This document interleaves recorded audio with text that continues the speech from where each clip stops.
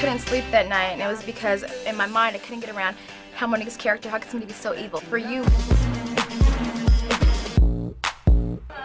Oh, shucks. People said, hey, Alicia, you're a little crazy.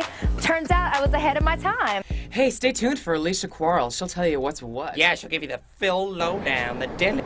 Spring has finally sprung here in New York City, and I don't know what's more beautiful, the day or the young lady that I have the pleasure of interviewing today. Please introduce yourself. Hi there, I'm Alicia Quarles, entertainment journalist, and thank you for that lovely intro. It makes me feel good. My pleasure. Thanks for your time. My pleasure. So I just wanted to ask you, how long have you been living in New York City? I've been in New York for 11 years now. I moved here from California when I got a job promotion and never looked back. Wow, that's a long time. Long time. What's your favorite thing about living in New York City? My favorite thing about living in New York City is the people, the diversity. Like, you never know who you're going to meet.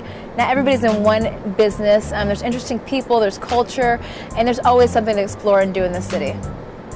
And you have lived other places as well, partly because your dad was a journalist and he traveled a lot. So we know New York City is one of your faves, but if you had to choose somewhere else that you just adored living, what would you say? I would say I lived in Japan for a year. When I was 15, my parents shipped me off, like, go see the world.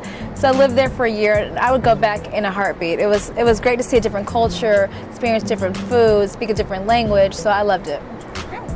Speaking of journalism and your father, you chose a career in media and entertainment. What was your impetus for doing that? Was it solely to follow in your father's footsteps, or was there another reason? Having grown up in the industry, my dad's a newspaper president. He's retiring soon. Go, Dad! I knew that world very much, but I wanted to be on TV, which is not something that he's into at all. So I think it was a natural flow. And then I went to USC. They have a great journalism school. So I started as a print reporter, really learned the fundamentals, moved on to producing television, and then moved on air. So it was 10 years in the making. Okay. And what has it been like being in the entertainment industry? What's been the greatest lesson or moment so far in your career, and what has been the most challenging part of being a reporter? I love being in the entertainment industry. I love being a reporter. I think the most important lesson was when I was running the entertainment department for Associated Press. So I was the boss. So I had, staffers in London and in Hong Kong and New York and LA, and it gave me a greater sense of responsibility. Like, it's not just about you. You're not a great boss if you can't put other people before yourself. So it was humbling, and that was really important to learn. And I think something else that I understood is that nobody's going to work for you like you. Like, this industry, nobody's going to hand you anything. You got to work really hard for it, know what you want, go get it, and also just be really good to people, because the person that is your intern today could be running the company in 10 years. And as you pointed out, being a reporter and in the entertainment industry can be very demanding on you. So what do you do to just maintain your personal balance and equilibrium and de-stress? I work out a lot, and I have really good friends. So like you said, the hours are really crazy. So I've got a little group of friends in this industry that even when we're working together, we're having fun. Like, we could be covering breaking news or a red carpet. We get our jobs done, but if you have a team that's around you that's really good, you don't feel like you're working. Okay. When you're on camera, when you're out and about in the city or wherever you happen to be, you have to look the part. Yes. So can you share with us some of the things that you do to make sure that you're camera ready? Absolutely. And fabulous? Yeah, you gotta look. Part of the job is looking the part. So I have a very good stylist. Vladimir Pierre Lewis, who's over there to the side. This is a person who knows me, who pulls beautiful clothes for me, who pushes me outside my boundaries to look my best. Usually hair and makeup team, which I didn't do today, but I do it myself sometimes. Also, just making sure that you have your research. You gotta look the part, but have you done your homework? Because you can look fabulous and great, but if you don't know what you're talking about, you're not so cute anymore. Mm-hmm. And how would you describe your personal style? My personal style lately is all about athleisure. So because I have this theory, if I put on the cute workout clothes, I'll go to the gym eventually. It doesn't really happen that often, but I'm just saying, like on the weekends, I like to be comfortable, cool. I am a shoe whore and a bag whore, so I can wear a cute pair of jeans, but the shoes, they don't need to be expensive, they just need to be like cute. Okay, cute and cost effective. I like that. Yeah. So when you are not working, You like to work out, but what do you do to just, what's Relax. your favorite music? What are you playing? Okay. We were I like singing- ratchet music. Okay. I like a lot of different music because of the career I've been exposed to it. So, you know, I went to Prince's private concert a few weeks ago. But you put on some good old hip hop, some trap music, and I'm going to a Fetty Wap concert tonight. Like, that's the girl that I am. Also, I love to travel, and I really, really like Dateline and 48 Hours. Any murder mystery stuff, I'm down with. In terms of food being your guilty pleasure, It is. What is that I thing love- that you just love to have? I love any and all food. Okay, so that's why I got to work out because I like to eat.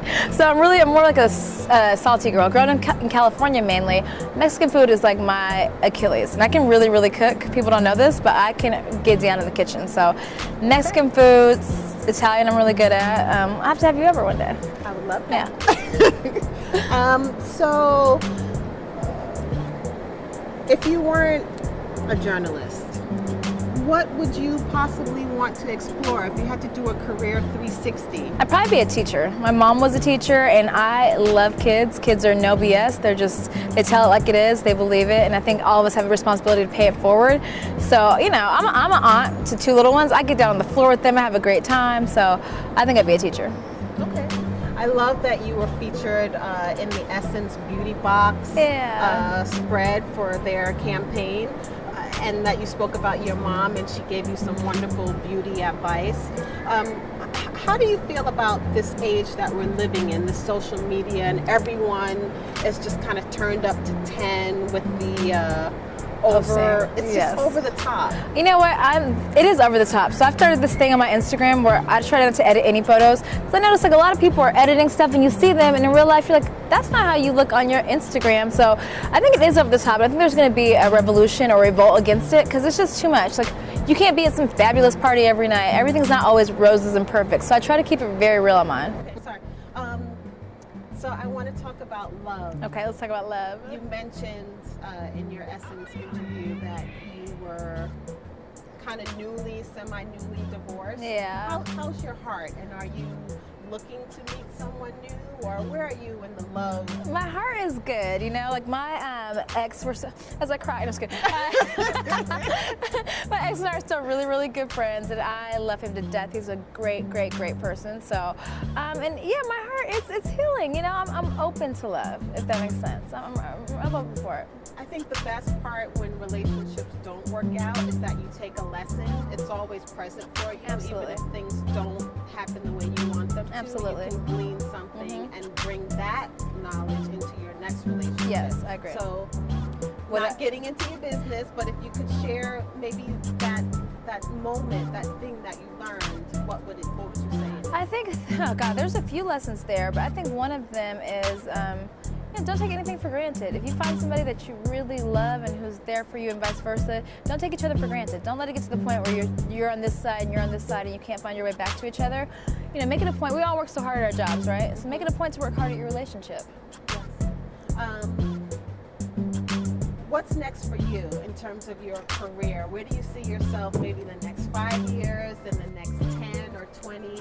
What can we expect? It's the first time where I don't know. And they say that when you don't know, that's when great things happen. So I was always this person that planned out everything, and for the first time, I haven't planned it out, and I've been enjoying it. So I've been hosting, I've been writing, I've been anchoring, I've just been doing a little bit of everything, and God is so good. These doors keep opening, and I'm open for the journey. So 20 years from now, if you ask me my personal life, I hope to have kids and be happy. Career-wise, I just hope to still be doing what I love, and that's really covering, you know, journalism and telling stories that aren't getting told. Mother's Day is coming up. Any special plans to be with your mom? Yeah, actually, this Mother's Day is going to be pretty cool because we're going to have 3 generations of our family coming to visit me in New York. So it's our good friend Tracy. Hey girl, her birthday, she lives next door. Her birthday is going to be on the 7th. So my sister's coming up with her niece London, who I'm the godmother of. And my mother's coming up. So we'll have my mother, my sister, and my niece. And what do you want people, the world, to know about Alicia Quarles that they might not know already?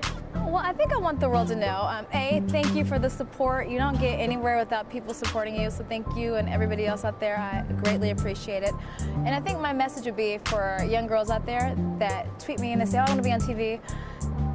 you got to do that, but put in the work. Like, it's fun to be on TV, that's all good, but you know, pretty can be taken away and glamour can be taken away, but nobody can take away your intelligence. So get your education, and everything else falls into line. That's great advice. Okay, cool. And pay it forward. You got to give back to people when something good happens to you, or even if it doesn't happen, good happen. Just give back to people. You heard that from Alicia. Pay it forward. Do your work. It's not like this.